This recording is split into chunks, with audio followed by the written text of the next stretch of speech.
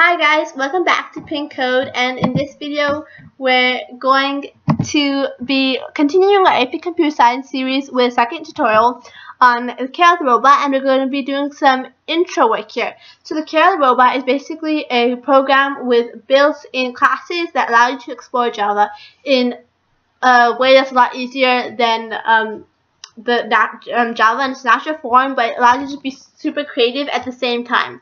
So a lot of times teachers will have you do this like in the first week or so, and it's basically a program that has a robot and you can like make it move and draw different shapes and stuff.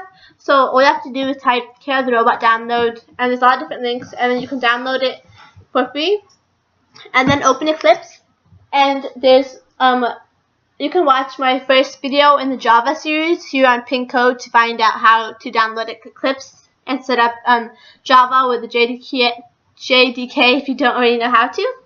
So, and then after that, I've already imported it, but to do that, you press import, and then you go to general, and then existing projects into workspace, and then for select directory, you press browse, and then you will just go to wherever you saved it in your library, and once you download Karel the Robot, you can press show in folder to find out where it's saved, and just click it and press OK, and then you press finish. But I'm just going to press cancel because I already did it here, and here we have it. So it's going to be a lot more easier once you start working with it.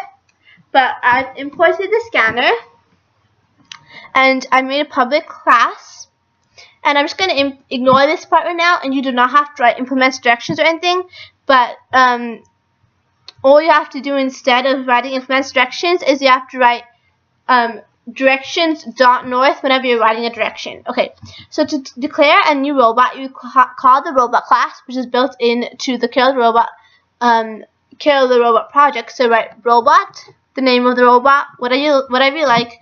I'm just going to give it a super short name like M is equal to new robot, and then in the argument for these parentheses, the first number is where you'd like it to be in terms of street. So here, let me just give you an example. So let's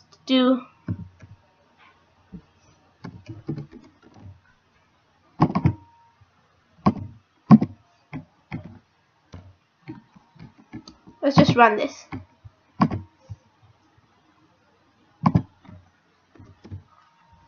So basically we have a grid plane, and we have x and y coordinates, and it's kind of weird, but basically you write the y coordinates first and then the x coordinates when you're declaring it. So here they first written the y coordinates and then the x coordinates, and that's just how they programmed it. And then the y coordinates are called streets and the x coordinates are called avenues. And once you run the program, you can see a whole list over here on what street and avenue it's on.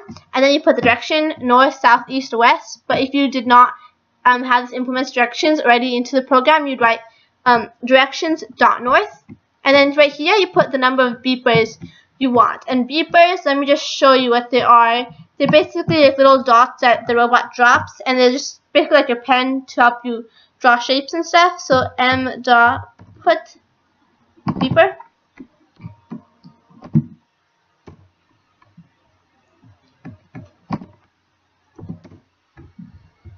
And let's just say move, sorry.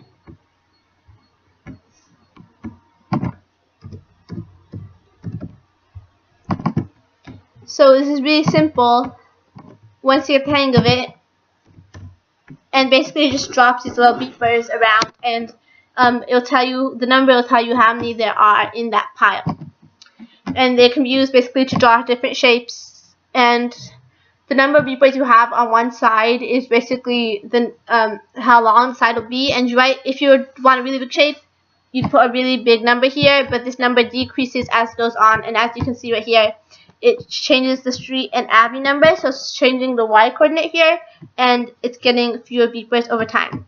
And then you call the different methods. You don't have to have this, I'll talk about this later, but you could just call the method. And so for example, this is the diamond method, and they can be private. You just write diamond And then I'll just explain that a little bit more later on, but you'd write system.out.println. Today we're going to be making a square, okay? So we're going to ask them, how many beepers do you want on each side of the square? And that's basically how long you want each length of the square to be. And if you don't know what a scanner class is, what system.println is, what classes or methods are, please watch my Java series here on Pink Code. And then we're going to create a scanner called keyboard, scanner keyboard. It's a new scanner, system.in. And then we're going to say that the input from this scanner, keyboard.nextInt, is going to be our new variable called beepers onside. And there's some functions that you need to know in Karel the Robot. So one is world.setVisible, and it'll basically make this thing pop up. It's an executable jar. And then you also have to do world.setDelay, and this is basically how long you want the robot to take to move. And if you're having trouble and figuring out why your shape isn't working, then I recommend you put a big number, otherwise put a small number. And there's also another one called world.setSize, and allows you to choose two numbers to do how long it is length by width. And I'd recommend that you explore the different methods that you can use with the robot that are already built in by just typing the name of your robot, and then there's a lot of different ones, like you can choose the avenue, you can make it face a direction, you can make it face east, north, south, west, you can check if the front is clear, so basically there's no wall in front, and I'll show you how to do that in another video. You can make it move a step. You can check if it's next to or on top of a beeper. You can pick up a beeper so it's no longer there. You can put a beeper and drop it like we just did. And you can do a bunch of stuff that are going to be explored later on.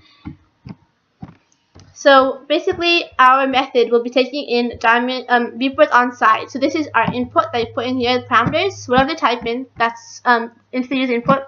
That's how beepers we have on the side. And here we're gonna make it do whatever you want. Okay, so we need to make it move. So just a simple command to make it move. You type beeper name m.move. That's already built in. And just if you're familiar with objects, you usually write the object name dot the method name parentheses, and that will basically call the method for that particular object. And I recommend that you explore different methods built into the Karel the Robot program by just scrolling down. And then, so in order to make a square, we're going to do a for loop. So it does that many sides. For, we're just going to start with, to give it a random name, int I is equal to 0. So please watch my video on for loops once again in the Java series if you do not know what this is. I is less than, and then the beepers on side variable, because that's how long we want one side to be. Sorry, there's supposed to be a semicolon in between them. And then we would like to increment it by 1.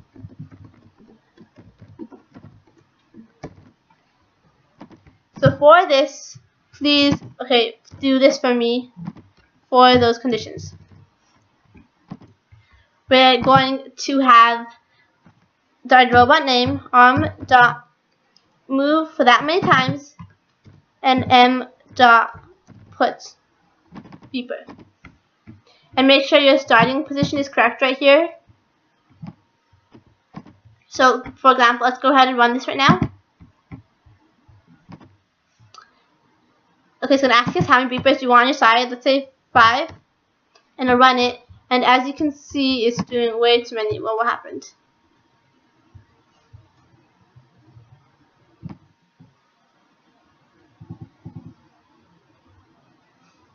I did beepers on side plus is going to keep adding the beepers on side. So it's I plus, sorry. I'm so sorry, I made a mistake.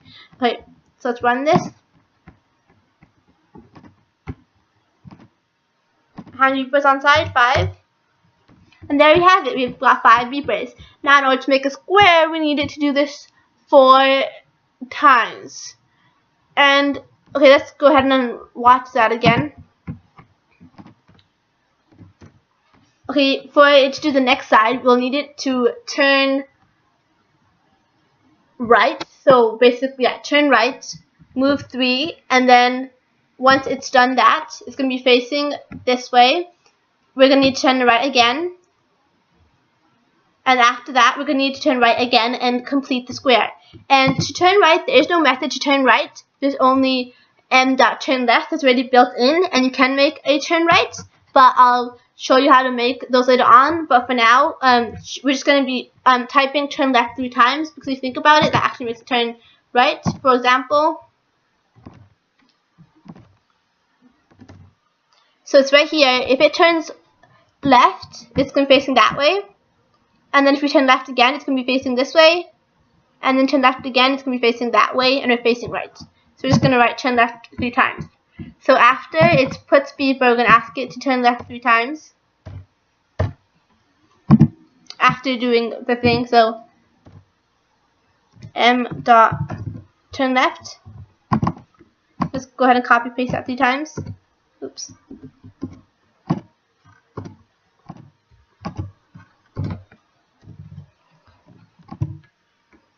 And then we want, because, let's just run that first.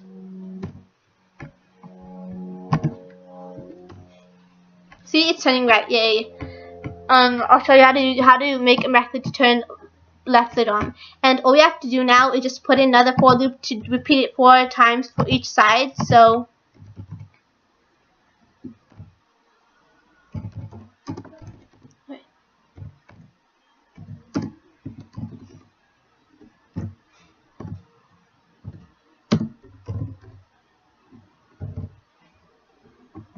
and we'd like it to run that for each side. So we have a nested for loop, a for loop inside a for loop.